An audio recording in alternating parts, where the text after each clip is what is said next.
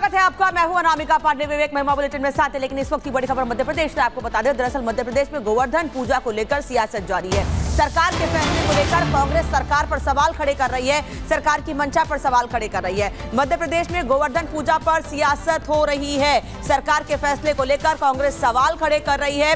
दरअसल सरकार ने बड़ा फैसला लिया है कि मध्य प्रदेश में गोवर्धन पूजा पर सरकारी कार्यक्रम आयोजित किए जाएंगे। इसी को लेकर कांग्रेस नाराजगी जाहिर कर रही है, कांग्रेस विरोध जता रही है। उनका कहना है कि केवल लोगों का ध्यान आकर्षित करने के लिए, तुष्टीकरण के लिए सरकार यह फैसला ले रही है। रिपोर्ट देखिए।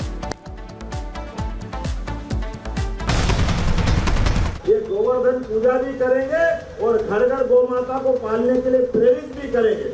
गोवर्धन पूजा से क्यों आपत्ति? बौखलाए मसूद ने दिया विवादित बयान। मुख्यमंत्री बड़े बचकाने निर्णय और बचकानी बातें कर रहे हैं। मध्य प्रदेश में टारगेट गोवर्धन। मध्य प्रदेश में मोहन सरकार के एक फैसले पर संग्राम शुरू हो गया है। संग्राम की वजह कांग्रेस नेता का वो विवादित बयान है जिसमें उन्हें गोवर्धन पूजा में ढोंग दिख रहा है। पहले बौखलाए मसूद का बयान सुनिए। तो मुख्यमंत्री बड़े बचकाने निर्णय और बचकानी बातें कर रहे हैं। दरअसल दिवाली के मौके पर जब पूरा देश दियों से रोशन था, उसी वक्त मध्य प्रदेश में सियासी तलवारें खिंच गईं। गोवर्धन पूजा को लेकर बीजेपी और कांग्रेस में तीखी बयानबाजी शुरू हो गई। इसके पीछे सीएम का लिया गया वो फैसला है जिसमें अब गोवर्धन पूजा को भी त्योहार के तौर पर मनाने का फैसला किया है। हमने तय किया है ये गोवर्धन पूजा भी करेंगे और घर घर गौ माता को पालने के लिए प्रेरित भी करेंगे। ये हमारी सरकार ने निर्णय किया। सरकार के इसी फैसले पर कांग्रेस को आपत्ति है। आरिफ मसूद ने तो मोहन सरकार के फैसले पर सियासी सवाल उठाने में जरा भी देरी नहीं की और बौखलाहट में विवादित बयान देते हुए गोवर्धन पूजा को ढोंग बता दिया। तो बीजेपी ने भी इस पर पलटवार किया। गोवर्धन पूजा करना है और मुख्यमंत्री जी वास्तव में गोवर्धन के लिए वास्तव में बहुत ज्यादा गंभीर है। तो जो सड़कों पर घूम रही है इन्हें लेके गौशालाओं पे लेके जाएं, गौशालाओं का पैसा बढ़ाएं और गौशालाओं की व्यवस्था करें। ये तो राम को काल्पनिक बताने वाली कांग्रेस है। ये कभी गोवर्धन की पूजा करती ही नहीं है, ये कभी अयोध्या जाती नहीं, कभी मथुरा जाती नहीं, काशी विश्वनाथ को मानते नहीं, महाकाल का दर्शन करते नहीं। इन्हें तो जब जब सनातन के उत्सव दिखते हैं तब तब इनको विरोध नजर आता है। कांग्रेस के सियासी बौखलाहट को समझना मुश्किल नहीं है, क्योंकि जब भी बात हिंदुओं की, सनातनी त्योहारों की होती है, कांग्रेस की बेचैनी बढ़ जाती है। उन्हें डर वोट बैंक का सताने लगता है। Bureau report, Republic Bharat.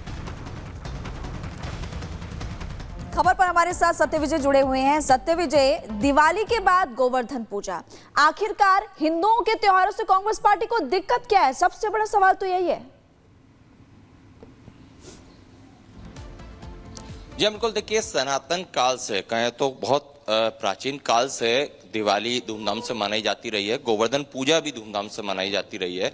हिंदुओं की ऐसी मान्यता है कि जो गाय होती है उसमें करोड़ों देवी देवता वास करते हैं और इसीलिए मध्य प्रदेश के मुख्यमंत्री मोहन यादव ने ये साफ निर्देश दिए कि गोवर्धन पूजा जो लंबे समय से होती आ रही है, प्राचीन काल से होती आ रही है, उसको उन्होंने आदेशित किया कि हर मंत्री, कैबिनेट मंत्री जिले में जाकर गोवर्धन पूजा को धूमधाम से करेगा।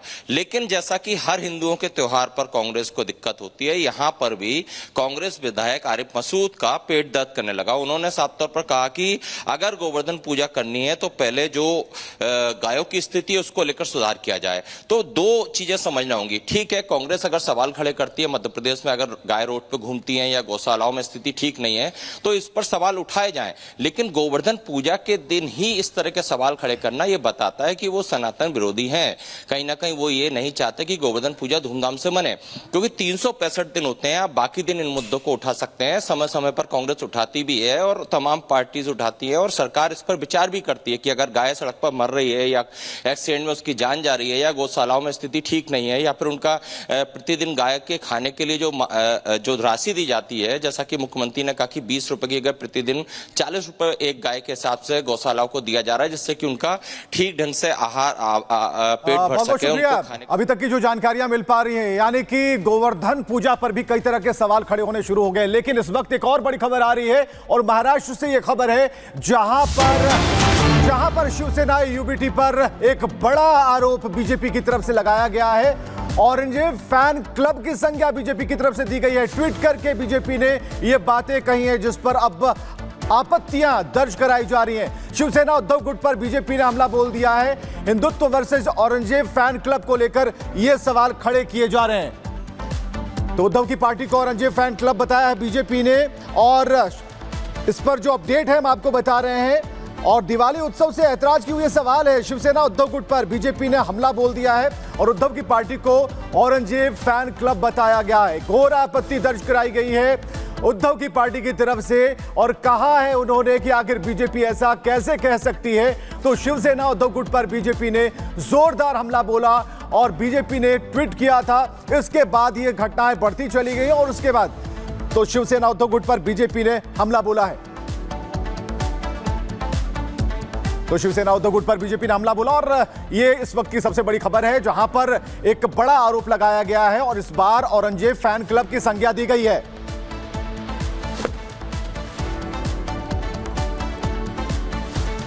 और मुंबई से इस वक्त हमारे साथ सत्यप्रकाश जुड़ रहे हैं। सत्यप्रकाश का रुख कर लेते हैं। सत्यप्रकाश, एक तरफ चुनाव सिर पर है, तैयारियां चुनाव को लेकर की जा रही हैं, लेकिन मुद्दा कोई भी हो, राजनीति उस पर जरूर करनी है विपक्ष को।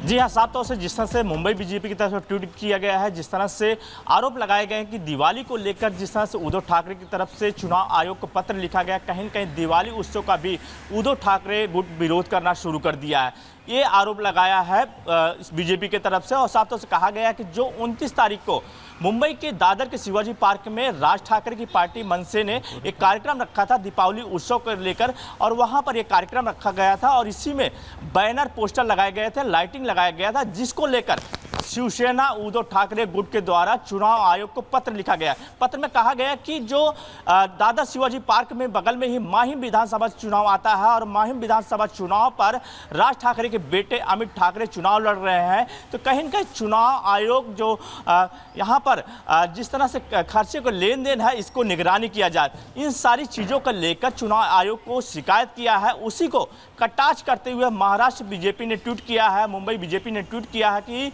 दिवाली को लेकर भी अब कहीं न कहीं शिवसेना उद्धव ठाकरे गुट विरोध करना शुरू कर दिया गया है। दोनों तरफ से बयानबाजी सोशल मीडिया पर चल रही है। साफ तौर से कहीं न कहीं यह मुद्दा बढ़ता जा रहा है, क्योंकि जिस तरह दिवाली को लेकर सवाल खड़े किए गए हैं शिवसेना उद्धव ठाकरे गुट द्वारा, उसके बाद बीजेपी आक्रामक हो गई है उद्धव ठाकरे गुट पर। जी बिल्कुल आप सही कह रहे हैं। और देखिए, इसी को लेकर के लगातार सवाल खड़े हो रहे हैं कि आखिरकार इस तरह की बयानबाजी क्यों उद्धव गुट करता है, और हालांकि बीजेपी इसको लेकर हमलावर भी काफी ज्यादा होते हुए नजर आ रही है। खबरों में आगे बढ़ते हैं, बात करेंगे दिल्ली की, क्योंकि दिल्ली में एक तरफ जहां लोग दिवाली मना रहे थे, वहीं पर एक ऐसी खबर सामने आई जिससे सनसनी फैल गई। इसी को लेकर जानकारी आपको देंगे कि मास्टरमाइंड कौन है और कैसे पकड़ा गया।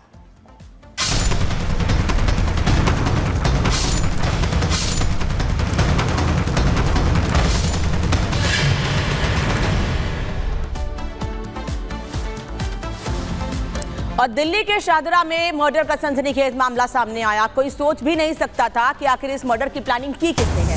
और अब जानकारी मिल रही है कि 16 साल के एक नाबालिग ने इस पूरे मर्डर की प्लानिंग की थी। शाहदरा डबल मर्डर से जुड़ी बड़ी खबर आपको बता रहे हैं। 16 साल के नाबालिग ने मर्डर की साजिश रची थी। ये बता दें आपको कि 17 दिन पहले हत्या की प्लानिंग की गई थी। पुलिस के सूत्रों से यह जानकारी मिल रही है। और पैसों के लेन देन में नाबालिग ने मर्डर करवाया था।